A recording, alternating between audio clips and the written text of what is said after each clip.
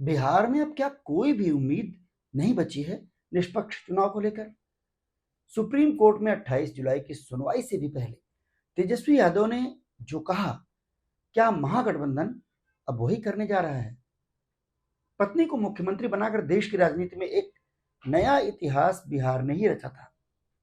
क्या भारतीय लोकतंत्र के इतिहास में एक और बड़ी पहल बिहार ही करने जा रहा है? तेजस्वी यादव के बयान से जो आशंका पैदा हो रही है, अगर वैसा हो गया तो राजनीतिक भूचाल दिल्ली की पूरी सत्ता को भी डिगा सकता है। ज्ञानेश कुमार से लेकर नरेंद्र मोदी और अमित शाह तक फिर किसी का भी बचना मुश्किल हो सकता है। नीतीश कुमार और चंद्रबाबू नायडू भी तब खामोश नहीं बैठ पाएंगे। नमस्कार, मैं हूं विजय। आप देख रहे हैं एक्सक्लूसिव खबर। आज के दौर में जो सच है वही एक्सक्लूसिव है, और आज का सच ये है कि लोकतंत्र को बचाने के लिए बिहार में लोकतंत्र के सबसे बड़े पर्व चुनाव के ही बहिष्कार का खतरा मंडराने लगा है। अगर ऐसा होता है, जिसका अंदेशा बिहार में नेता प्रतिपक्ष तेजस्वी यादव की बातों में झलकता है, तो फिर ये दुनिया के सबसे बड़े लोकतंत्र के लिए किसी काले अध्याय से कम नहीं होगा। बिहार में वोटर लिस्ट की जांच के नाम पर चुनाव आयोग जो कुछ कर रहा है, उसका हक उसे संविधान देता है। ये लिखित हलफनामा चुनाव आयोग ने सुप्रीम कोर्ट में दिया है। बिहार में वोटर लिस्ट के स्पेशल इंटेंसिव रिवीजन से 50 लाख से ज्यादा वोटर मतदाता सूची से बाहर हो जाएंगे, ये तय माना जा रहा है, और ये संख्या 2 करोड़ भी पहुंच सकती है। संविधान ये भी कहता है, सुप्रीम कोर्ट भी कहता है कि किसी भारतीय को उसके वोट डालने के अधिकार से वंचित नहीं किया जा सकता, जब तक कि परिस्थिति असाधारण ना हो। बिहार में कोई असाधारण परिस्थिति है नहीं। साल भर पहले इसी चुनाव आयोग ने इसी वोटर लिस्ट से लोकसभा चुनाव कराया। 5 महीने पहले फरवरी महीने में वोटर लिस्ट को दुरुस्त भी किया गया है। ऐसे में चुनाव आयोग की एसआईआर के नाम पर की जा रही पूरी प्रक्रिया को विपक्षी दल सीधे सीधे सत्ता हड़पने का, प्रधानमंत्री नरेंद्र मोदी और अमित शाह का खेल बताते हैं। राहुल गांधी संसद परिषद में खड़े होकर इसे चुनाव की चोरी कहते हैं। और तो और बिहार में मुख्यमंत्री नीतीश कुमार के सांसद और विधायक भी एसआईआर को चुनाव आयोग का तुगलकी फरमान बता रहे हैं। बिहार चुनाव से जुड़े सत्ता और विपक्ष के ज्यादातर दल जब एसआईआर के तरीके और समय को गलत बता रहे हैं, तो चुनाव आयोग किसकी खातिर अपनी जिद पर अड़ा है? उसे संविधान और सुप्रीम कोर्ट की भी परवाह क्यों नहीं है? इस तरह से बिहार में चुनाव करवाकर चुनाव आयोग लोकतंत्र को मजबूत करना चाहता है या कमजोर करना चाहता है? अब इन सवालों से भी आगे जाकर के तेजस्वी यादव का कहना है कि चुनाव बहिष्कार पर चर्चा हो सकती है। हम लोग देखेंगे कि जनता क्या चाहती है, सब लोगों की क्या राय है। जब आपने बेईमानी से ही सब कुछ तैयार कर रखा है कि इसको इतना सीट देना है, उसको इतना सीट देना है, तो चुनाव ही मत कराओ। तेजस्वी यादव मीडिया से बात कर रहे थे। उसी बातचीत के दौरान एक रिपोर्टर के सवाल पर उन्होंने ये बात कही। नियम कायदों के चलते हम आपको वो बातचीत स्क्रीन पर नहीं दिखा सकते, लेकिन तेजस्वी यादव ने जो कुछ कहा वो उन्हीं के शब्दों में हम आपको बताते हैं। एक रिपोर्टर ने जब तेजस्वी यादव से सवाल किया कि क्या एसआईआर के जरिए चुनाव में गड़बड़ी के आरोप पर आप चुनाव बहिष्कार तक जा सकते हैं, इसके जवाब में तेजस्वी ने कहा कि जब सब कुछ तय हो ही गया है, बेईमानी करना ही है, खुलेआम बेईमानी करना है, वोटर लिस्ट से लाखों का नाम काट देना है।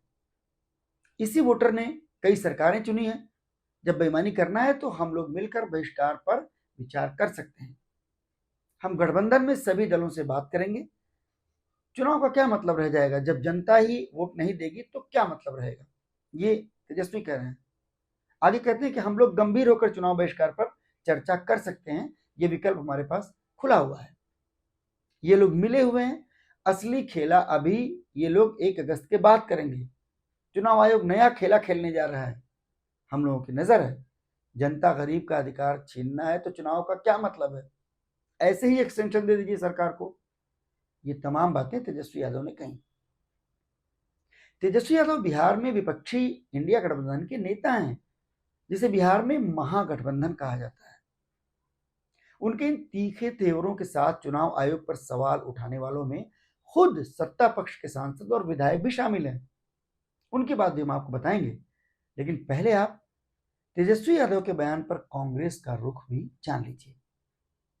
बिहार कांग्रेस अध्यक्ष राजेश राम ने भी कहा है कि हम ये जंग जारी रखेंगे और जरूरत पड़ी तो बड़े से बड़ा फैसला लेंगे। आने वाले वक्त में एक बड़ी लड़ाई की तैयारी है। हम आखिरी लिस्ट और कोर्ट के आदेश का इंतजार करेंगे। अगर वोटर बड़े पैमाने पर वोटरों के नाम हटाए गए तो सड़क से लेकर सदन तक लड़ाई लड़ेंगे। यानी कांग्रेस भी बिहार में वोटर लिस्ट धांधली के आरोप को लेकर किसी भी हद तक जा सकती है। राहुल गांधी तो पहले से ही चुनाव आयोग और मोदी सत्ता को लगातार निशाने पर ले रहे हैं। बिहार में वोटर लिस्ट की जांच के तरीकों और टाइमिंग पर प्रधानमंत्री नरेंद्र मोदी की सबसे मजबूत बैसाखी चंद्रबाबू नायडू भी सवाल उठा चुके हैं। नायडू की पार्टी टीडीपी तो चुनाव आयोग को लिखित में कुछ सुझाव भी भेज चुकी है, जिसे असल में नरेंद्र मोदी को दी गई वार्निंग के तौर पर देखा गया। मोदी सत्ता की दूसरी बैसाखी नीतीश कुमार, वो खुद तो खामोश हैं, लेकिन उनके सांसद और विधायक ने चुनाव आयोग के खिलाफ खुलकर मोर्चा खोल दिया है। नीतीश कुमार की पार्टी जदयू के एक सांसद हैं गिरधारी यादव। बिहार के बांका से लोकसभा के सांसद हैं गिरधारी जी। उनका कहना है कि चुनाव आयोग को व्यावहारिक ज्ञान ही नहीं है, बिहार का इतिहास भूगोल भी नहीं पता है। वोटर लिस्ट की जांच यानी एसआईआर चुनाव आयोग का तुगलकी फरमान है जो लोगों पर जबरन थोपा गया है।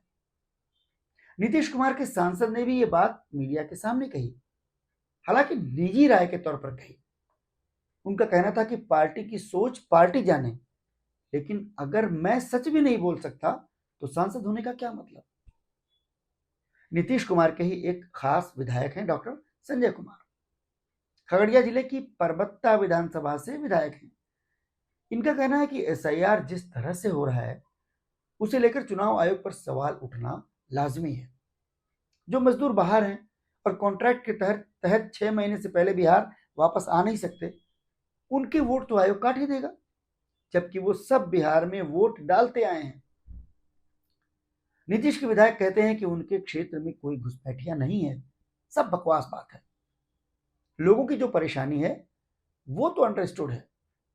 जब डॉक्टर संजय से पूछा गया कि बिहार में सरकार आपकी है, मुख्यमंत्री आपका है, तो इसका विरोध क्यों नहीं हो रहा, एसआईआर के विरोध में सरकार क्यों नहीं खड़ी हो रही, तो नीतीश बाबू के विधायक का जवाब था कि मैं पार्टी में सर्वे सर्वा नहीं हूं, सिर्फ एक विधायक हूं और अपनी बात कह रहा हूं। बात तो ठीक है, लेकिन नीतीश के विधायक और सांसद क्या वाकई सिर्फ अपनी बात कर रहे हैं, या इसके पीछे नीतीश बाबू की कोई खामोश चाल है? क्योंकि नीतीश के सांसद गिरधारी बाबू तो लोकसभा में भी डायरेक्ट मोदी की सत्ता पर हमलावर हैं। उन्होंने लोकसभा में सवाल उठाया था कि नीतीश कुमार की बैसाखी पर टिकी नरेंद्र मोदी की सरकार ने पिछले 11 साल में बिहार को एक भी नई ट्रेन नहीं दी। उन्होंने सदन में खड़े होकर रेल मंत्री से सवाल किया कि पटना से दिल्ली, पटना से बेंगलोर और पटना से मुंबई के लिए कोई ट्रेन 11 साल में नहीं दी गई, जबकि बिहार से इन शहरों में जाने वालों की वेटिंग लिस्ट साल दर साल लंबी होती जा रही है। ये नीतीश की पार्टी का कौन सा रुख है? खुद खामोश रहकर नीतीश कुमार क्या नरेंद्र मोदी और अमित शाह के साथ आखिरी वक्त तक चूहे बिल्ली का कोई खेल खेल रहे हैं? क्या सुप्रीम कोर्ट के फैसले से राहत ना मिलने, चुनाव आयोग की फाइनल लिस्ट और सीट बंटवारे की अंतिम रूपरेखा तय होने के बाद नीतीश कुमार खुलकर सामने आएंगे? और क्या उसी वक्त तेजस्वी यादव के साथ महागठबंधन भी अपना फाइनल वॉर करेगा? लेकिन ये फाइनल वॉर अगर चुनाव बहिष्कार जैसा हुआ तो निश्चित रूप से ये भारतीय लोकतंत्र के इतिहास का सबसे काला पन्ना होगा, जो नरेंद्र मोदी की सत्ता के लिए भी उतना ही काला होगा। उसके बाद ना ही नीतीश कुमार खामोश रह पाएंगे और ना ही चंद्रबाबू नायडू, यानी फिर मोदी का सत्ता में बने रहना भी मुश्किल होगा। फिलहाल इंतजार कीजिए 28 जुलाई यानी सोमवार का, जब सुप्रीम कोर्ट चुनाव आयोग को सही राह दिखा दे, संविधान और लोकतंत्र के सही मायने चुनाव आयोग को समझ में आ जाए। बहुत बहुत धन्यवाद।